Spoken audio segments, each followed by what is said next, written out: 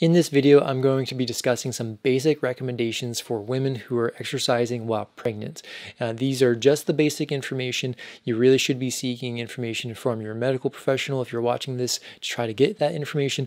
And there are also some organizations out there that are helpful and produce research and recommendations on this topic. And I'll try to put a link in the description below this video on that. Generally speaking, exercise during pregnancy is okay if it is a normally developing pregnancy, which means you do need to be seeking regular clinical care and clinical checkups to make sure that it is a regularly developing pregnancy. For most women, the benefits of exercise far outweigh the risks of exercise for both the women that are pregnant and for the unborn child.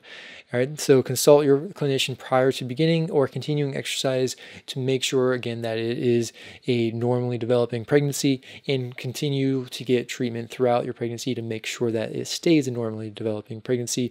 Otherwise, some of these recommendations down here may not apply to that situation.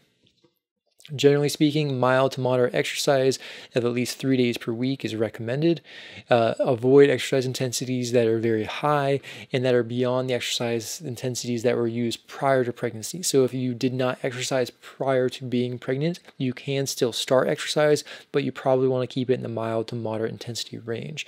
People who were previously exercising before they got pregnant can continue their higher intensity exercise as long as they don't have complications. They'll likely need to back off a little bit towards the end, because whether there's complications or not, it will become much more challenging as body weight increases in body weight distribution. So the center of gravity changes. So you probably are going to have to decrease intensity at some point, but you don't need to do it ahead of those things happening. You should not do supine or prone exercise after the first trimester. So supine means laying on your back. That is going to cause the fetus in the womb to be putting a lot of pressure on your inferior vena cava and potentially compressing that, which is going to decrease blood flow around the body, both to you and to the fetus. So it's not something you want. You don't want to do prone exercise, that is laying on your stomach, because obviously you're then putting pressure on your stomach, which could potentially cause damage to the stomach and the fetus in the womb. So you don't want to do that.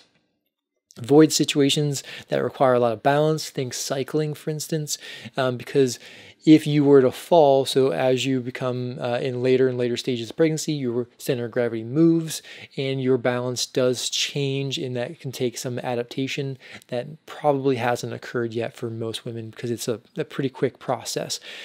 So if you were to fall, it is possible for you to injure your abdomen, which then could hurt the fetus, and that's something we want to avoid. You should generally stop exercise once you feel fatigued. Pushing yourself beyond the point of fatigue can potentially lead to complications that we want to avoid. When possible, non-weight-bearing exercise is preferred. So think of swimming, for instance, because it's going to help support your body and you're not likely to fall and injure your stomach in exercise like swimming.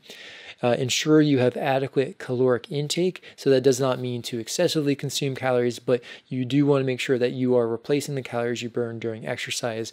The goal is not weight loss during pregnancy, at least not typically. We want to avoid extremely hot weather and extremely hot, humid weather especially, and make sure that we maintain hydration. Dehydration or excessive body heat can affect the fetus.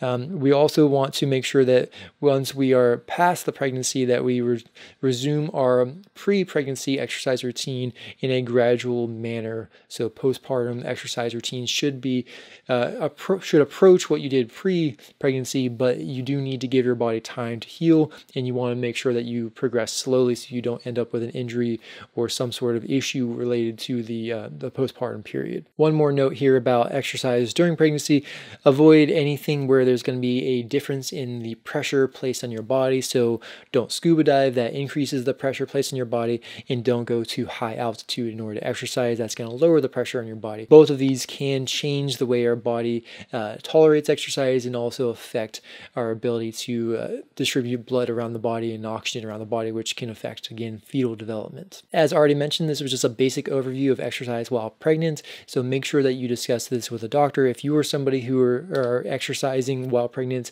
or considering starting exercise while pregnant, or if you are working with a client who is pregnant, make sure that you have conversations with their doctor and look up a more definitive source that has more information than this basic list that I gave you here.